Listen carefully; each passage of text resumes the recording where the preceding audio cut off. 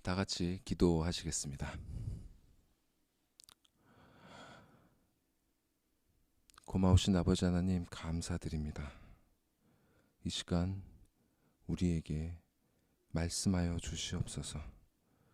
종의 입에서 오직 주님의 거룩한 진리만이 쏟아져 나오게 하시고 듣는 귀한 성도들 그 귀를 열어주시고 또 이 시간 거듭남의 은혜가 필요한 분들에게 주님 성령님 역사하사 효과적인 부르심으로 그들의 영을 불러 깨워 주시옵소서. 주님, 주님께서만이 이 시간을 통하여 온전히 영광받아 주시옵소서. 감사드리며 예수님의 이름으로 기도드리옵나이다. 아멘.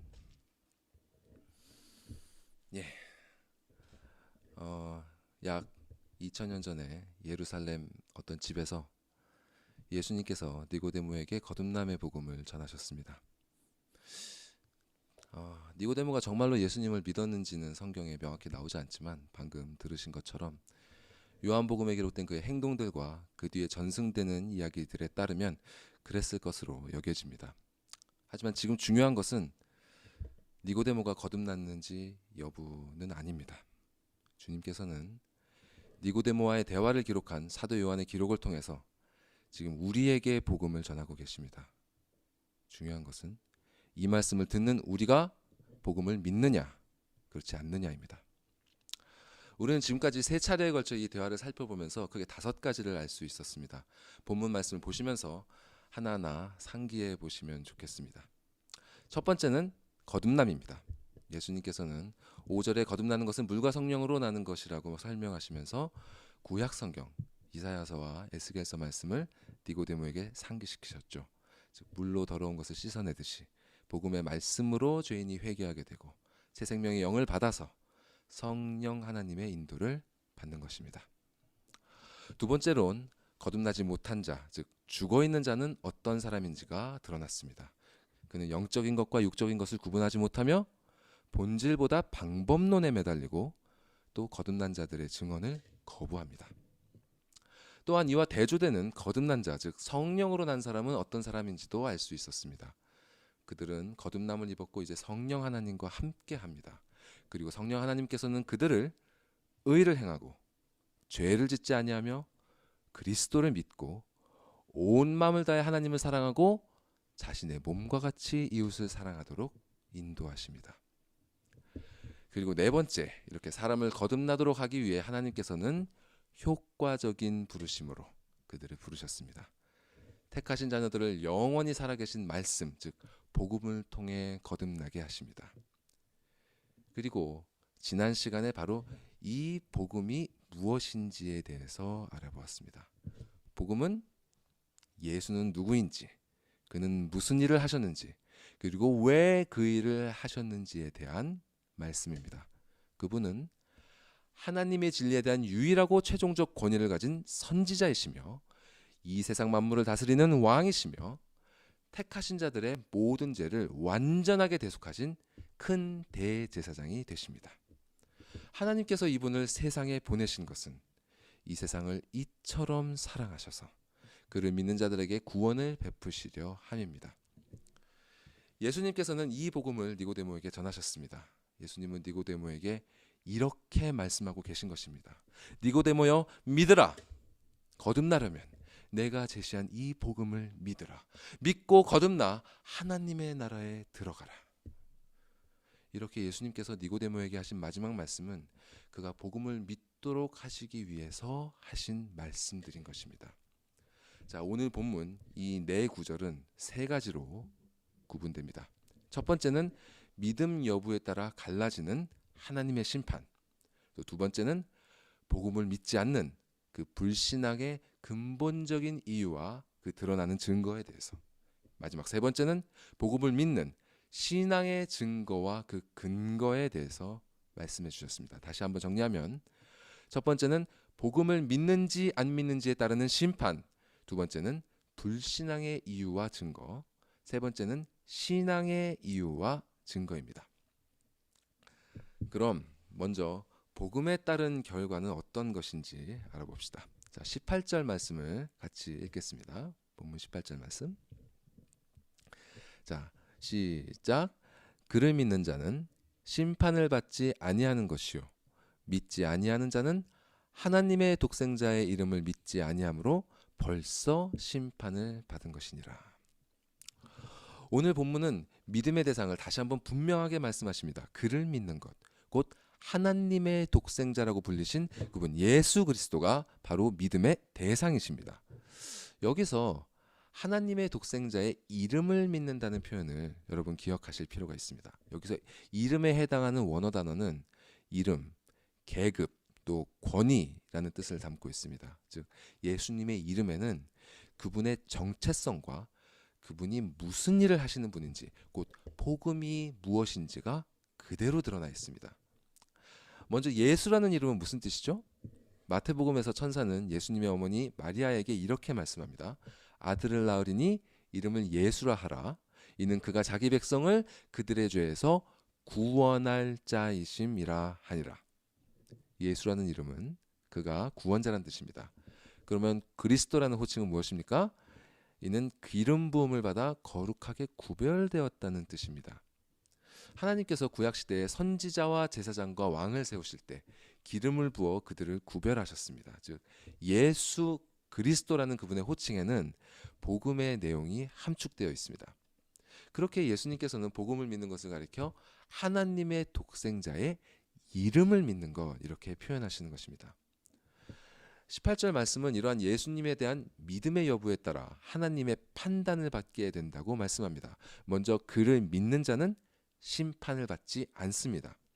여기서 심판을 한다는 말은 to separate, 즉 나누어서 구분한다는 개념을 담고 있는데요. 여기에는 이렇게 옳고 그름을 나누어 판단한다라는 뜻과 옳지 못한 것, 곧 불의한 것을 정죄한다라는 뜻, 이 두 가지 뜻이 모두 담겨 있습니다. 자, 이 심판이 옳고 그름, 의로움과 불의함을 판단한다라는 뜻이라면 심판을 받지 않는다는 것은 그러한 판단을 받지 않는다는 것입니다. 곧 예수를 믿는 자는 실상 하나님의 판단 대상이 아니라는 의미입니다. 왜냐하면 예수님께서 그들 대신 판단을 받으시기 때문입니다. 이것이 바로 하나님께서 택하신 자들에게 주신 은혜 언약의 내용입니다. 예수 그리스도를 믿음으로 말미암아 신자들은 이제 그들의 생명을 예수님께 의탁했습니다. 영혼의 결말을 예수님께 맡겼습니다. 이제 예수께서 믿는 자들의 제사장으로 그들의 대리자가 되어 그들의 죄를 대속해 주십니다.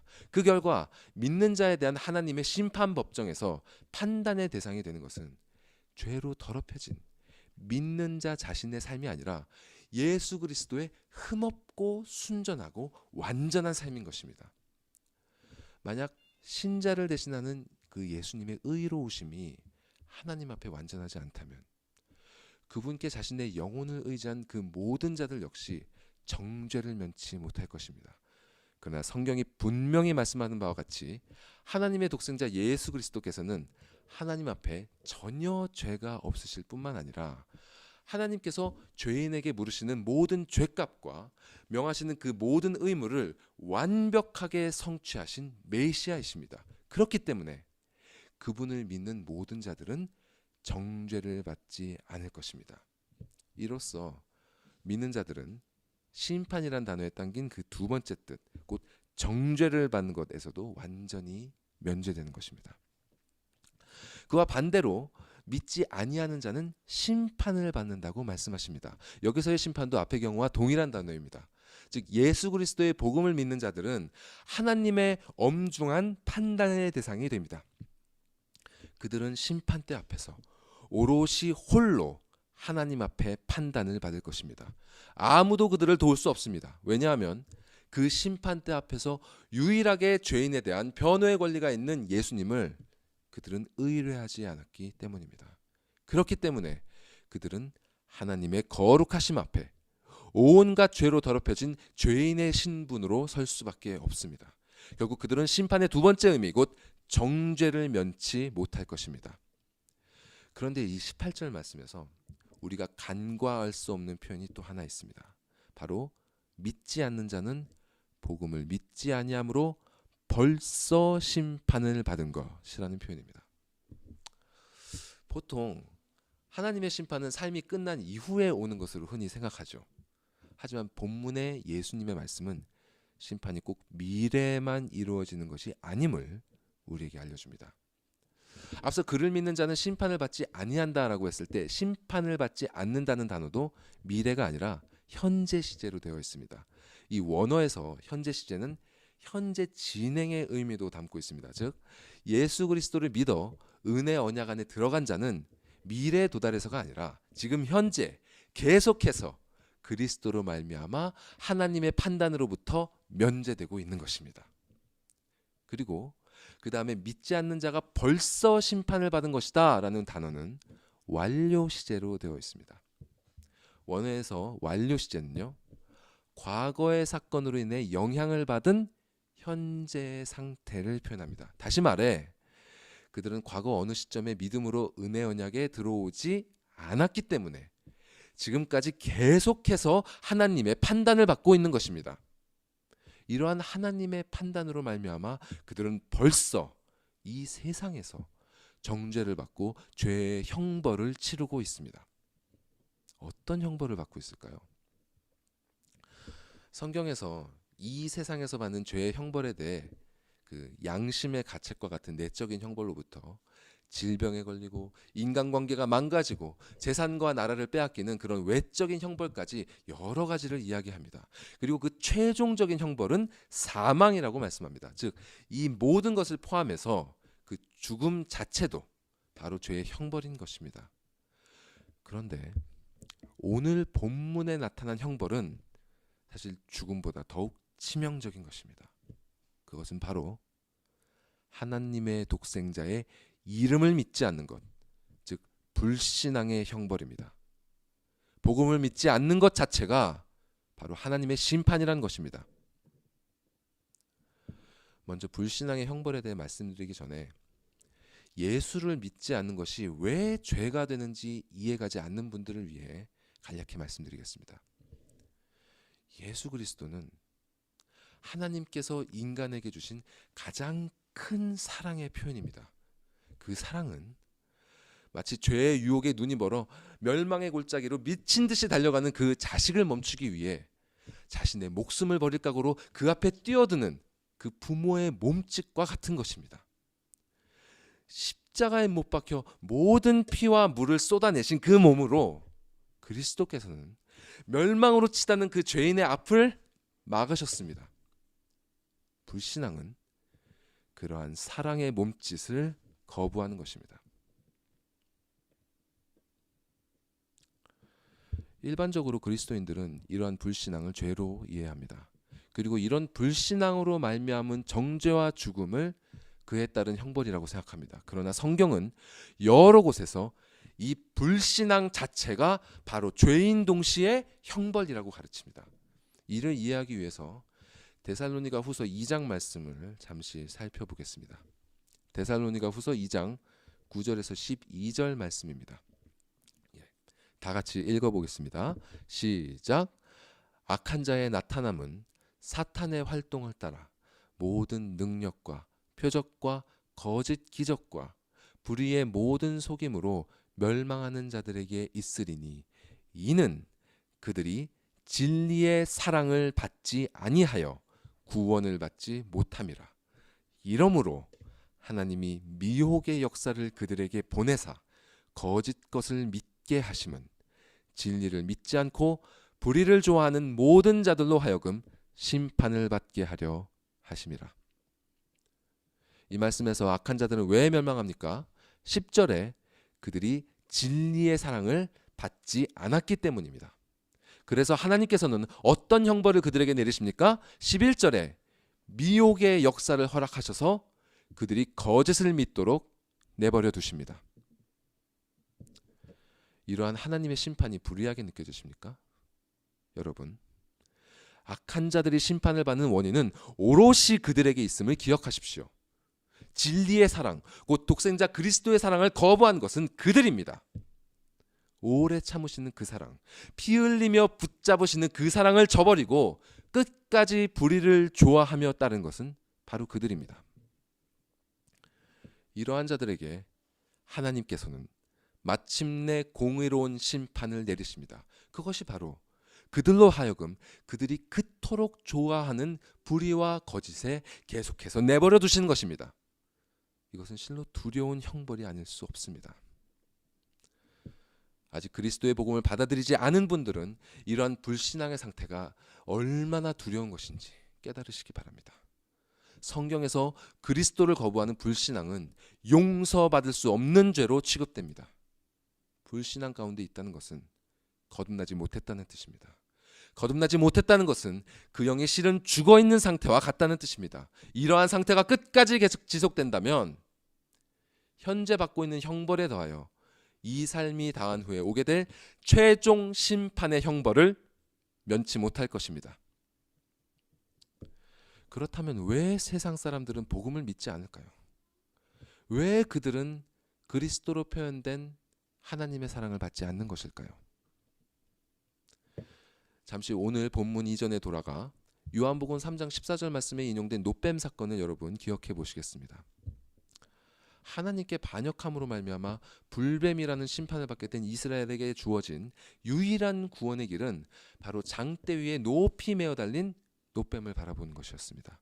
즉 예수를 믿는 것은 장대에 달린 노뱀을 바라보는 것과 같습니다. 그저 눈을 들어 그것을 보기만 하면 되는 것입니다. 여기서 여러분 어떤 생각이 드십니까? 너무 쉬운 건 아닙니까?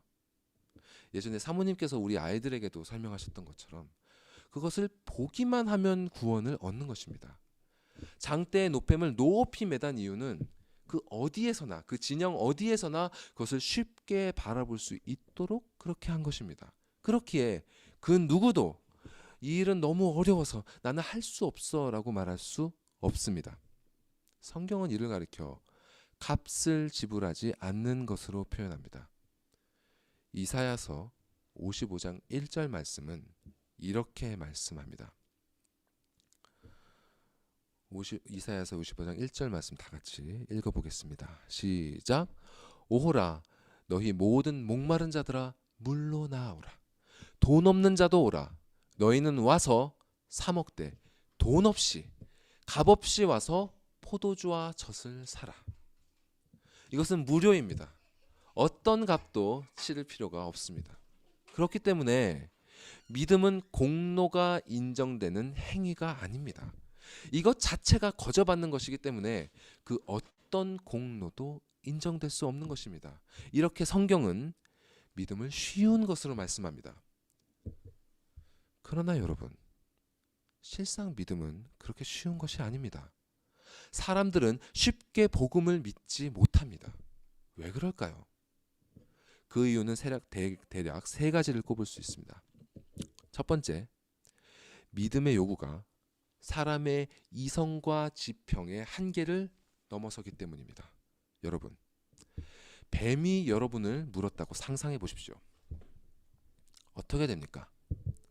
그 사람은 깜짝 놀라 본능적으로 뱀을 떼어내기 위해 애를 쓸 것입니다. 그리고 뱀을 떼어낸 후에 뱀이 문 상처가 어떤지 들여다볼 것입니다. 그는 그의 시선을 그 뱀과 그 상처로부터 떼기 어려울 것입니다.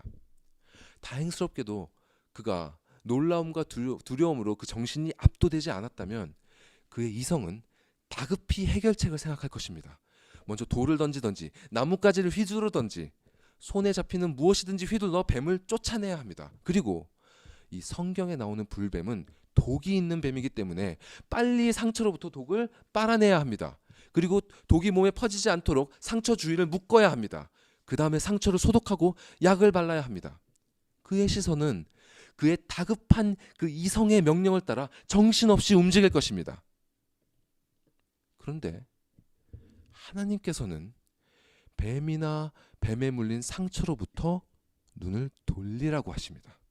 눈을 돌려 나무에 달린 노뱀을 바라보라고 하십니다.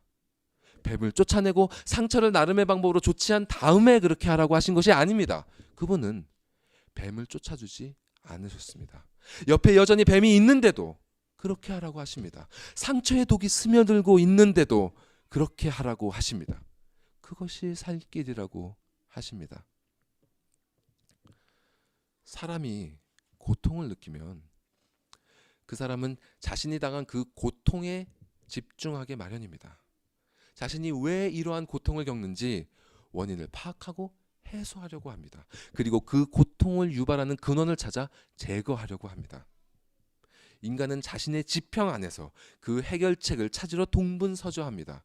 이 과정에서 나온 것이 인간이 만든 모든 학문과 사상과 종교입니다. 그러나 기독교의 믿음은 그 지평을 넘어설 것을 요구합니다. 그렇기 때문에 믿음은 참으로 어렵습니다. 그런데 여러분, 이것보다 더욱 믿음을 어렵게 만드는 두 번째 이유가 있습니다. 믿음이 어려운 두 번째 이유는 사람이 현재 자신의 상태를 인식하지 못하고 있기 때문입니다. 그는 자신이 지금 영적으로 목마른 상태인지 모릅니다. 그렇기 때문에 그분께서 값없이 주신다고 하신 그 물과 포도주를 얻을 필요를 느끼지 못합니다. 그는 자신이 지금 병든 상태인지 모르기 때문에 의사가 필요 없습니다. 그래서 예수님께서는 건강한 자에게는 의사가 쓸데없고 병든 자에게라야 쓸데있느니라 하고 말씀하신 것입니다. 이들은 실로 아무런 감각이 없는 영적으로 죽어있는 자들입니다.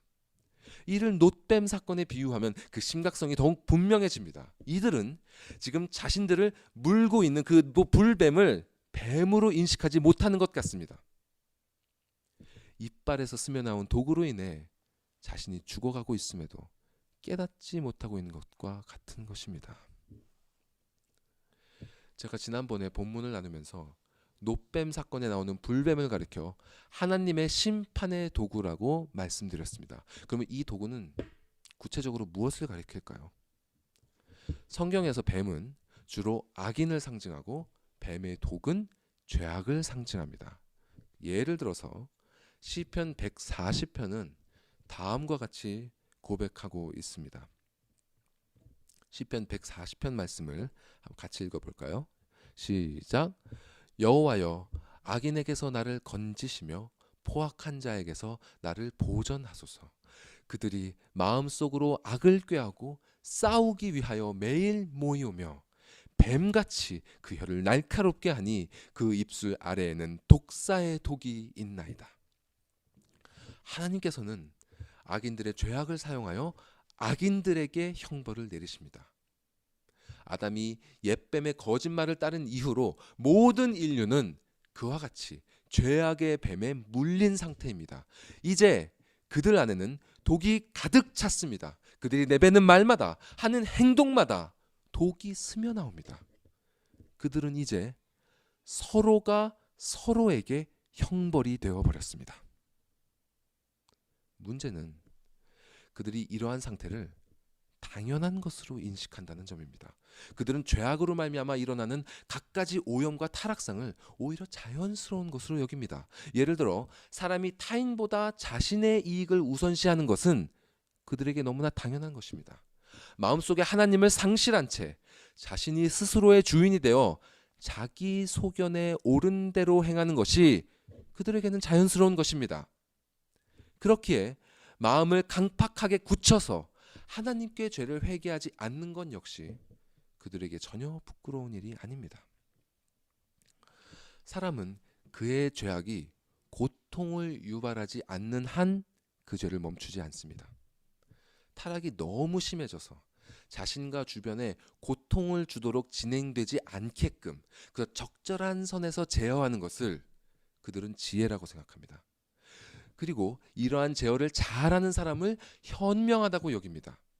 하지만 그들은 지금 이렇게 죄악이 제어된다는 것 자체가 하나님께서 은혜를 주고 계시기 때문에 가능하다는 것을 모릅니다. 그렇기에 그들은 자신들의 죄를 회개하지 않을 뿐만 아니라 그들의 타락이 극단으로 치닫는 것을 막아주고 계시는 하나님께 감사하지도 않습니다. 이렇게 그들은 죄악 위에 죄악을 쌓고 있는 것입니다. 이것이 바로 18절에 벌써 심판을 받은 자들의 상태입니다. 그러나 믿음이 진실로 어려운 근본적인 이유는요, 이러한 자기인식의 부재도 아닙니다. 그 그 이유는 다음 19절 말씀에 나옵니다. 그럼 19절 말씀을 함께 읽어봅시다. 시작. 그 정죄는 이것이니 곧 빛이 세상에 왔을 때 사람들이 자기 행위가 악함으로 빛보다 어둠을 더 사랑한 것이니라. 그 정죄는 이것이니, 이 번역에서는 잘 느껴지지 않지만 이 말씀은요, 심판 법정에서 내려지는 하나님의 엄중한 판결문입니다. 영어 성경은 원문을 이렇게 번역합니다. This is the verdict. This is the verdict. 이것이 판결이다. 이것이 바로 불신자에 대한 하나님의 판정이다. 자, 어떻게 판정하시는지 살펴봅시다. 빛이 세상에 왔을 때, 여기서 빛은 예수님입니다. 예수께서 이 세상에 지금 와 계심에, 죄인들을 하나님께 인도하는 길이요 진리요 생명이신 분이 지금 이 세상에 오셔서 친히 복음을 전파하고 계신다는 뜻입니다. 이는 물론 예수님이 오시기 전이나 이후나 마찬가지입니다. 그분이 오시기 전에도 하나님께서는 여러 가지 모양으로 당신의 뜻을 계시하셨습니다. 그리고 그분이 떠나신 이후에도 성령께서는 말씀을 통해 복음을 전파하고 계십니다. 빛은 그때나 지금이나 이미 세상에 와 있습니다. 그런데 어떤 일이 일어났습니까? 사람들이 자기 행위가 악함으로 빛보다 어둠을 더 사랑한 것이니라. 이것이 불신자들에 대한, 그들의 영혼에 대한 하나님의 판단입니다. 이들이 믿음을 갖지 못하는 근본적인 이유는 그들이 빛보다 어둠을 더 사랑했기 때문입니다. 이것이 바로 믿음이 어려운 가장 본질적인 이유입니다. 그들은 예수 믿기를 싫어합니다. 그들은 진리보다 거짓을 더 사랑합니다. 그들은 예수의 길보다 자신의 길을 더 좋아합니다. 그들은 하나님의 법보다 세상의 법을 더 선호합니다. 그들이 빛보다 어둠을 더 사랑하는 이유는 자명합니다. 왜냐하면 거짓은 그들의 악한 행위를 정당화시켜주기 때문입니다. 비진리의 어둠은 그들의 악한 모습을 가려줍니다. 거짓은 그들의 행동이 가져다주는 그 유익한 효과들을 내세우면서 그들의 이기적인 의도는 감추어 버립니다. 그렇기 때문에 그들은 빛으로 오지 않습니다. 그들은 예수를 믿지 않습니다. 이것이 바로 그들이 하나님의 심판을 받았음을 보여주는 가장 분명한 증거입니다. 여기서 어떤 분들은 어떻게 불신자들의 행위가 그렇게 악하다고 판정할 수 있는가? 무슨 근거로 그들이 빛보다 어둠을 더 사랑한다고 단정지을 수 있는가? 이렇게 반문하실 수 있습니다. 여기서 제가 저런 근거들을 제시하면서 이 말씀을 변호하고자 한다면 얼마든지 그렇게 할 수 있을 것입니다. 인간이 약하다는 것, 그리고 그들이 하나님을 싫어한다는 증거는 역사 가운데 실로 차고 넘칩니다. 그러나 예수님께서는 그렇게 하지 않으셨습니다. 그분은 이러한 판단에 대해 이런저런 증명과 설명을 하시지 않았습니다. 그분은 그저 하나님의 판결을 선언하셨습니다. 예수님께서 니고데모에게 이런저런 설명을 하지 않으신 이유는 이것이 거듭남의 영역이기 때문입니다. 거듭나지 않으면 자신이 범한 죄와 그 비참한 처지에 대해 절대로 깨달을 수가 없습니다. 여러분, 소요리 문답에서 정리한 그 효과적인 부르심에 대한 설명을 다시 한번 여러분 들어보십시오. 자, 효과적인 부르심이란 성령 하나님의 사역으로 우리의 죄와 비참함을 깨닫게 하신다고 했습니다. 성령께서 죄인을 부르실 때 가장 먼저 하시는 일은 그의 죄와 비참함을 깨닫게 하시는 일입니다.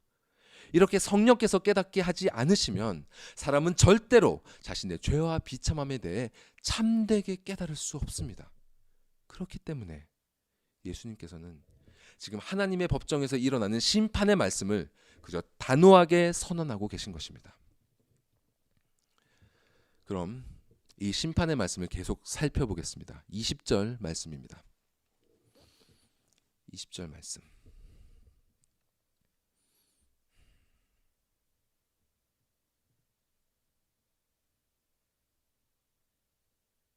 예, 20절 말씀 같이 읽어보겠습니다. 시작. 악을 행하는 자마다 빛을 미워하여 빛으로 오지 아니하나니 이는 그 행위가 드러날까 함이요. 여기서 악을 행하는이라 했을 때 이 행한다는 말은 반복적 혹은 습관적으로 하는 행동을 표현하는 단어입니다. 즉 악을 행하는 것은 어쩌다가 어떤 특정한 시점에 아니면 어떤 상황이 되어서야 저지르는 그런 일이 아닙니다. 이것은 일상적으로 반복적으로 습관적으로 저지르는 일입니다. 여러분에게 그 일이 어떤 것인지는 제가 알 수 없습니다만 결혼을 하신 분이라면 여러분의 배우자는 그것을 알고 있을 것입니다. 결혼을 하지 않은 분들은 아마 여러분의 가족이나 가장 가까운 친구가 어느 정도 그것을 알고 있을 것입니다. 하지만 사실 그들보다 그것에 대해 가장 잘 알고 있는 사람은 바로 자기 자신, 더 엄밀히 말해 그 자신의 양심입니다. 여러분의 양심이 여러분의 악한 행위들을 인지했을 때 그 양심은 소리를 높여 이 사실을 여러분에게 알렸을 것입니다. 아마 옳지 못한 많은 행위들이 이러한 양심의 목소리 때문에 제어되었겠죠. 이는 실로 은혜입니다. 그러나 문제는 지금도 여전히 반복적으로 저지르고 있는 죄입니다. 이제는 습관이 되어 삶의 일부로 자리 잡아 여러분 죄로 인식되지 않고 있을지도 모릅니다. 아마 처음에는 이에 대해 경고하는 양심의 소리를 들었을 것입니다. 그러나 우리의 마음속에 숨어있는 비진리의 어둠은 그 양심을 윽박질러 더 이상 입을 열지 못하게 만듭니다. 그리고 더욱 어둠 속으로 우리의 의도를 감추기 위해 그것이 악한 것이 아님을 온갖 이론과 사상으로 정당화시켜버립니다. 이것이 반복되면 어느새 양심은 그 입을 다물고 그 악의 정당성을 받아들여서 더 이상 문제 제기를 하지 않습니다. 그렇게 죄악은 우리의 습관이 되고 더 나아가 우리의 삶의 일부가 되어버립니다. 이렇게 악을 행하는 자들은 빛을 미워하고 빛 대신 예수를 미워합니다. 그들은 예수를 인정하지 않습니다. 예수가 죄인들의 유일한 구원자이심을 인정하지 않습니다. 그들은 그리스도가 그들의 선지자 되심도 제사장 되심도 왕 되심도 인정하지 않습니다. 왜냐하면 그분을 인정했을 때 그들은 그들이 친구로 삼아 동행하고 있는 그 죄악과 결별해야 하기 때문입니다. 그들이 주인으로 삼고 사랑하는 죄의 법을 떠나야 하기 때문입니다. 그래서 그들은 빛 대신 예수께 나오지 않습니다. 이것이 바로 복음을 믿지 않는 불신자들을 향한 하나님의 판결입니다. 반면에 복음을 믿는 진리를 따르는 자는 어떻습니까? 21절 말씀을 같이 읽어보겠습니다. 같이 읽습니다. 시작. 진리를 따르는 자는 빛으로 오나니 이는 그 행위가 하나님 안에서 행한 것임을 나타내려 함이라 하시니라. 앞구절에서 악을 행한다는 말이 반복적이고 습관적인 행동을 뜻한다면 여기서 진리를 따른다는 말은 그저 일반적이고 단회적인 의미에서 무엇을 한다라는 의미입니다. 이 말은 습관적인 행동이 아니란 뜻입니다. 여기서 우리는 진리를 따르는 일이 기계적으로 되는 일이 아님을 알 수 있습니다. 악한 일은 자연스럽게 반복되어 비교적 쉽게 습관이 됩니다. 의식하지 않아도 저절로 그렇게 되죠. 그러나 진리를 따르는 일은 절대로 그렇지 않습니다.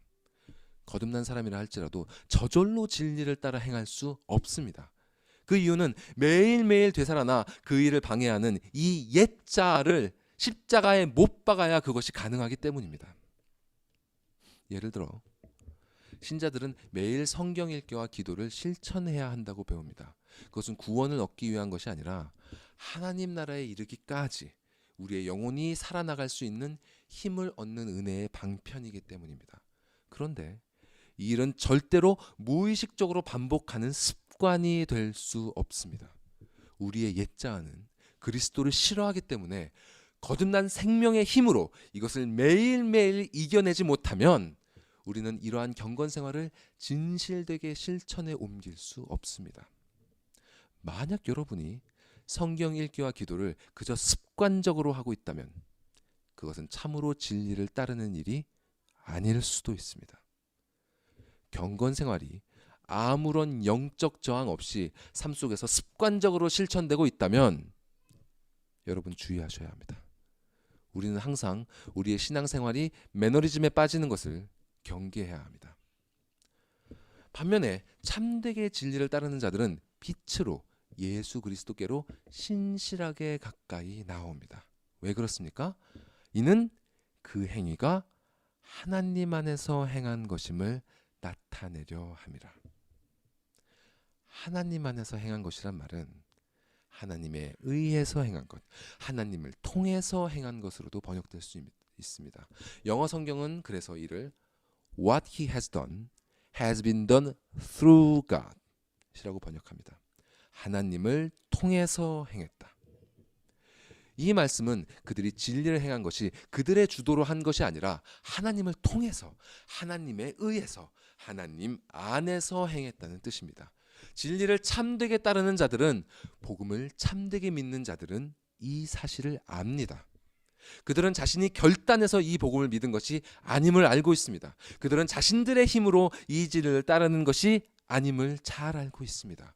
그렇기에 그들은 신실하고 겸손하게 말씀 앞에 나옵니다. 자신이 이렇게 말씀을 읽을 수 있는 것이 얼마나 감사한 일인지 알고 있기 때문입니다. 또한 그들은 매일매일 갈급한 마음으로 기도에 무릎을 꿇습니다. 하나님의 도우심이 없다면 그들이 하는 모든 일들이 그저 헛되어 바람잡는 일일 뿐임을 깨달았기 때문입니다. 그렇기에 그들은 그들의 모든 삶이 하나님 안에서, 하나님에 의해서, 하나님을 통해서 이루어지기를 간절히 소망합니다. 그러한 그들의 경건한 삶을 통해 진리를 따르는 이 모든 선한 일들을 그 사람이 아니라 하나님께서 친히 이루셨음이 이 세상 가운데 영광스럽게 드러나게 되는 것입니다. 말씀을 맺도록 하겠습니다. 복음을 믿는 여러분, 여러분의 경건 생활은 어떻습니까? 혹시 말씀을 읽고 기도하는 경건 생활이 전혀 없으십니까? 그렇다면 진실로 자신이 복음을 믿고 있는지 여러분의 영을 점검해 보시길 권면합니다. 여러분이 거듭났다면 새로운 생명의 영이 있을 것입니다. 그 생명은 마치 갓 태어난 아이가 엄마의 젖을 찾듯이 그리스도의 은혜를 간절히 찾을 것입니다. 그리고 성령께서는 그 영을 절대로 버려두지 않으시고 말씀의 양식을 이런저런 방식으로 공급해 주실 것입니다. 만약 여러분에게 그리스도의 은혜를 향한 이러한 허기가 없다면 회개하고 주께 돌아오시기 바랍니다. 여러분에게는 지금 생명이 필요합니다. 만일 말씀을 읽고 기도하는 경건 생활을 실천하고 있으나 그 안에 기쁨과 은혜가 결핍되어 있다면 먼저 여러분의 삶을 점검해 보십시오. 만일 어둠 속에 숨기는 무엇인가가 있다면 여러분은 그것이 얼마나 추악한 것인지 아직 모르고 있습니다. 여러분은 그것이 여러분의 영혼을 물어 죽이는 끔찍한 불뱀임을 인식하셔야 합니다. 그것이 무엇이든 여러분이 그리스도께로 나아가는 것을 방해하는 것은 죄악입니다. 그것이 왜 죄악인지 이해가 되지 않으신다면 하나님께 기도로 물으십시오. 그리고 말씀 앞에 그것을 놓고 씨름하십시오. 그리고 교회의 말씀 사역자들의 도움을 받으십시오. 여러분이 진정으로 그 문제를 하나님 앞에 가지고 나아가신다면 그분은 결단코 여러분을 외면하지 않으실 것입니다. 또한 그런 분들은 경건한 생활을 하는 여러분의 동기를 점검해 보십시오. 그리스도께 감사드리고 여러분의 삶으로 그분께 영광을 돌리려는 것이 아니라 그저 자기 삶의 필요를 충족시키고 자기 만족을 얻기 위한 것이 아닌지 살펴보십시오. 만약 여러분의 동기가 그런 것이라면 여러분은 지금 진리를 따르는 것이 아닌 습관적인 행위를 하고 계신 것입니다. 자신의 경건 생활이 만족스럽다고 여기는 분들도 마찬가지입니다. 교만은 패망의 선봉이요 거만한 마음은 넘어짐의 앞잡이입니다. 매너리즘에 빠진 습관적인 신앙생활은 습관적인 죄악을 저지르는 것과 본질적으로 조금도 다르지 않습니다. 이런 신앙생활은 말씀을 읽든 기도를 하든 그리스도와 아무 상관이 없습니다. 그러한 여러분의 행위를 하나님께서 지금 판단하고 계십니다. 말씀 앞에 여러분의 영혼을 다시 한번 진지하게 점검하시고 진심으로 회개하십시오. 진심으로 나아오는 자에게 하나님께서는 상한 심령과 갈급함을 허락하실 것입니다. 만약 경건 생활에 이런저런 어려움이 끊이지 않는다 해도 여러분이 말씀과 기도를 통한 은혜의 갈급함을 가지고 계시다면 절대로 용기를 잃지 마시기 바랍니다. 어려움이 있는 것이 정상입니다. 사단은 경건한 자들을 결코 내버려 두지 않습니다. 그리스도에게로 가까이 나아갈수록 옛자의 저항은 더욱 거세질 것입니다. 그러나 승리가 여러분께 약속되어 있음을 잊지 마십시오. 왕 되신 그리스도께서 여러분을 마침내 승리하도록 이끄실 것입니다. 끝으로 복음을 믿지 않는 분들에게 말씀드립니다. 서두에서 말씀드렸듯이 지금 중요한 것은 이 말씀을 듣는 여러분이 복음을 믿느냐입니다. 이 말씀이 기록되고 2000년이 넘도록 보존되어 우리에게 전달된 이유는 바로 여러분 때문입니다. 이 복음이 믿기지 않는다면 니고데모처럼 그분의 말씀과 그분이 하신 일들을 자세히 주목해 보십시오. 교회에서 가르치는 말씀을 통해 그분이 어떤 분인지 살펴보시고 성경을 직접 읽으시면서 그분과 만나보십시오. 여러분께서 하나님을 찾으신다면 하나님께서는 결코 여러분을 외면하지 않으십니다. 오히려 여러분이 그분을 찾기 이전부터 이미 그분은 여러분을 기다리고 계셨습니다. 하나님께서는 친히 당신이 하나님 되심을 여러분에게 증명하실 것입니다. 그리스도께서 여러분을 부르십니다. 그분께 나아가십시오. 그분께 나아갈 때 아무것도 준비하지 않으셔도 됩니다. 그분께 어떻게 나아가야 할지 잘 몰라도 괜찮습니다. 그분은 결코 당신께 나오는 자들을 거절하지 않으십니다. 그분은 여러분의 영혼에 필요한 물과 포도주를 아무런 값없이 베풀어 주실 것입니다. 그저 그분께 겸손히 고개 숙여 죄인된 자신을 받아달라고 기도하십시오. 기도가 어색한 것은 아무런 문제가 안 됩니다. 심지어 그 내용이 맞지 않는다 해도 괜찮습니다. 그런 것은 성령께서 차차 말씀의 빛으로 교정시켜 주실 것입니다. 지금 급한 것은 그것이 아닙니다. 여러분이 빨리 그리스도께 나오는 것이 가장 시급한 것입니다. 하나님의 심판은 지금도 이루어지고 있습니다. 심판의 기준은 오직 믿음입니다. 여러분이 살면서 얼마나 많은 선행을 쌓았는지, 얼마나 하나님의 말씀을 많이 알고 있는지, 신앙생활을 얼마나 오래 했는지, 세례를 받았는지, 이런 것들은 전혀 고려 대상이 아닙니다. 심지어 어떤 분들이 오해하는 것처럼 그 사람이 하나님께서 선택하신 택자인지 아닌지 여부조차 심판의 기준이 아닙니다. 성경이 심판의 기준으로 말씀하시는 것은 오직 믿음뿐입니다. 오직 그리스도를 믿는 신앙만이 하나님의 최종 심판의 절대 기준입니다. 그렇기에 그리스도 안에서 모든 죄가 사함을 받을 수 있으나 불신앙의 죄만큼은 절대로 사함을 받을 수 없습니다. 주님께 불신앙의 죄를 깨닫게 해달라고 기도하십시오. 그리스도의 사랑을 거부하는 것이 얼마나 치명적인 죄인지 알게 해달라고 기도하십시오. 진정으로 죄를 깨닫는 것은 절대로 사람의 힘으로 할 수 없습니다. 그것은 오직 성령님의 역사하심을 따라 거듭남으로만 가능합니다. 부디 성령께서 이곳에 모인 모든 사람들에게 역사하사 니고데모에게 말씀하셨던 거듭남의 참된 복음이 모든 심령 가운데 결코 잊혀지지 않도록 그 마음에 깊이 새겨주시기를 간절히 소원합니다. 기도하시겠습니다.